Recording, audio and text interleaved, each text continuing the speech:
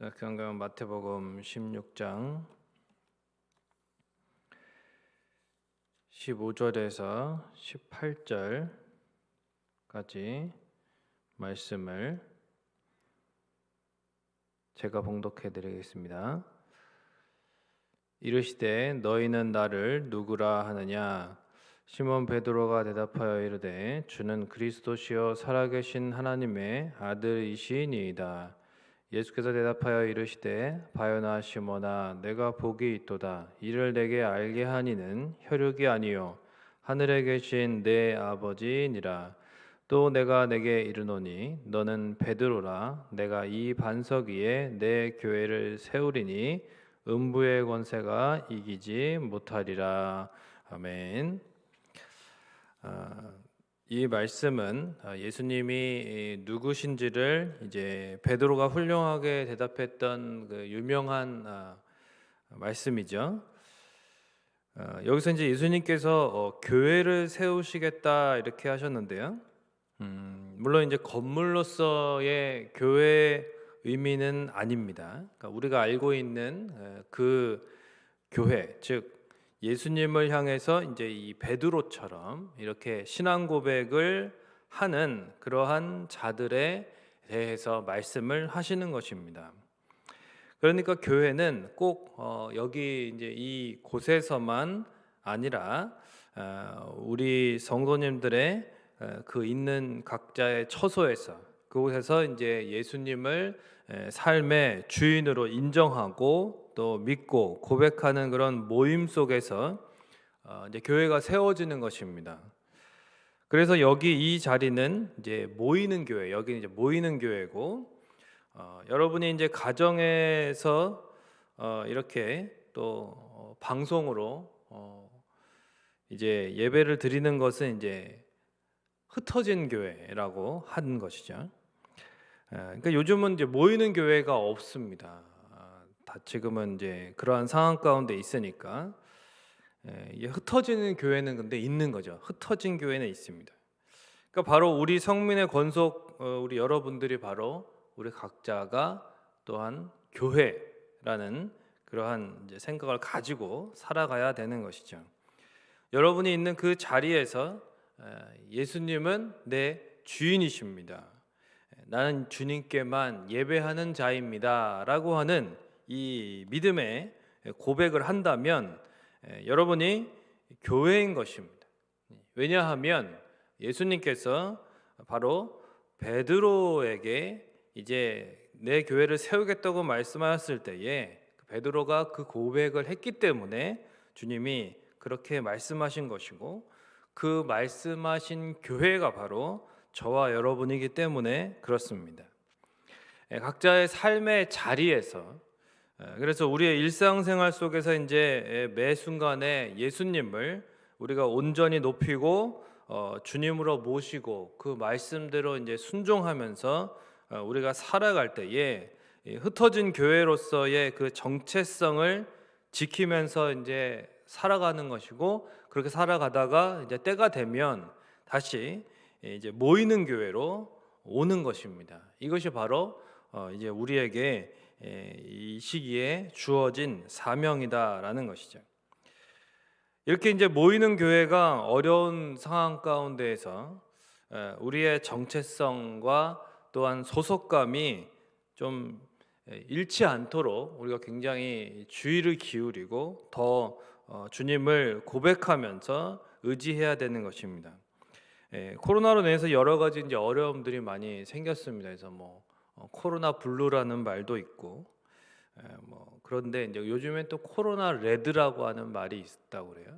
그게 뭐냐면은 레드가 이제 빨간색이죠. 그러니까 소위 화병입니다. 화병. 그러니까 코로나로 하도 이제 스트레스를 너무 받다 보니까 이 사람들의 이 분노 지수가 높아진 것입니다. 자녀들은 학교를 못 가고 가정에 있죠. 또 남편들은 일자리를 잃거나 정말 많은 사람들이 그런 어떤 어려움들을 겪게 되고 가게들이 또 문을 닫게 되고 이러다 보니까 이제 집에 있게 되는 일들이 생기면서 부부간에 또는 부모 자식 간에 그런 사소한 일에도 이제 가정에서 어떤 불화와 이 갈등이 증가하고 있다라고 하는 것이죠. 그러니까 이런 그 코로나 레드 같은 이러한 그래서 이런 모습들, 또 코로나 블루라고 하는 것도 그렇고, 사실 우리들은 이겨낼 수 있어야 되는 것인데 그것이 어떻게 가능하냐라면 바로 예수님께서 오늘 베드로에게 말씀하신 이 질문을 물으신 이 질문을 우리가 생각해 보는 것입니다. 예수님께서는 베드로에게 물으셨잖아요. 너희는 제자들에게 너희는 나를 누구라고 하느냐? 예수님께서 오늘날 저와 여러분에게 물고 계신 것이죠. 매 순간마다 물어보시는 것입니다. 너에게 나는 누구냐? 가정에서 또 우리 일터에서 나는 너에게 누구냐라고 주님께서 물으시는 것입니다. 이러한 예수님의 질문에 우리가 어떻게 대답해야 될까요?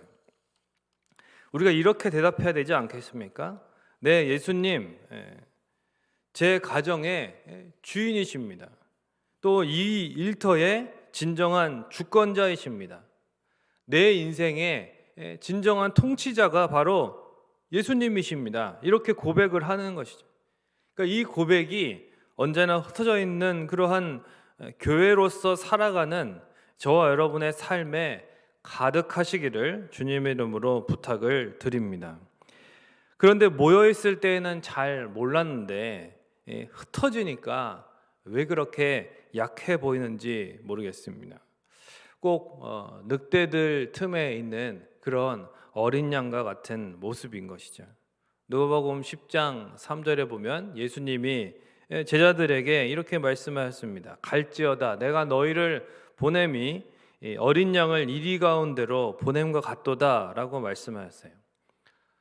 제자들을 보내시면서 하신 말씀이고 또 흩어진 교회로서 우리에게 또한 말씀하시는 것입니다. 이리 늑대 같은 맹수들 가운데에서 여러분 어린 양이 어떻게 있겠습니까?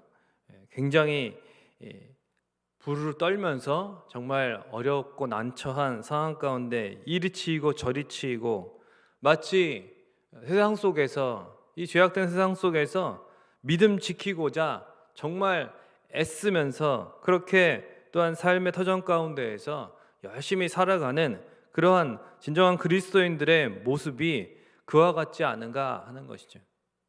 마치 정말 여기저기 이들 사이에 이들의 발길에 치여서 그렇게 고생하는 그런 어린 양과 같이 우리 그리스도인들의 모습도 이 세상 속에서 참 그렇게 연약해 보이고 힘이 없어 보일 때가 많이 있습니다. 그러면서도 우리는 저들을 위해서 기도해주고 또 예수님의 사랑으로 섬겨주고 그러는 것이죠. 누구 때문에 그렇습니까? 바로 우리를 이 세상 속에 보내신 예수님 때문에 그렇습니다. 예수님께서 또한 앞서가신 길이기 때문에 그렇습니다. 세례 요한은 예수님을 향해서 말했습니다. 하나님의 어린 양을 보라고. 예수님께서 진정한 어린 양이셨죠. 예수님의 삶도 꼭 이리들 속에서 그렇게 어린 양으로서 계셨던 것 같습니다. 그런데 그런 예수님을 누가 위로하셨는가? 하나님 아버지께서 위로해 주셨습니다. 하나님의 진정한 위로와 사랑이 예수님과 늘 함께 하셨어요. 그래서 예수님은 우리를 위한 속죄 제물이 되실 수 있었던 것입니다. 그렇다면 죽임당한 어린 양이신 예수님의 뒤를 따라가는 어린 양인 우리들도 누가 위로할 것인가? 바로 하나님 아버지께서 우리를 붙잡아주고 계신 것이죠. 그분께서 언제나 진정한 위로와 사랑으로 늘 우리와 함께 해주고 계신 것입니다. 이것이 바로 코로나 블루든 코로나 레드든 그 어떠한 환난과 어려움도 넉넉히 이해할 뿐만 아니라 또한 누군가를 위로하고 섬길 수 있게 하는 그러한 진정한 힘인 것입니다. 말씀을 맺겠습니다. 모이는 교회가 아니라 흩어진 교회로서 살아내야 하는 시기가 되었습니다. 그저 먹고 살기 위한 일상이 아니라 이러한 때에 예수님을 향한 믿음을 고백하시고 또한 흩어진 교회로서 우리가 교회답게 살아가시기를 주님의 이름으로 부탁을 드립니다. 물론 고되고 험난한 현실입니다. 그러나 우리를 위해서 죽임당하신 예수님이 앞서가신 길이시고요. 그리고 하나님 아버지께서 진정한 위로와 힘이 되어주시는 길입니다.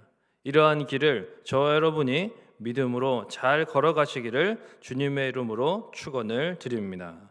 찬송가 430장, 통일찬송가 456장 1절과 3절 우리 찬송 드리고 기도하도록 하겠습니다. 찬송가 430장, 통일찬송가 456장 1절과 3절만 찬송 드리겠습니다. 주와 같이 길 가는 것 즐거운 일 아닌가.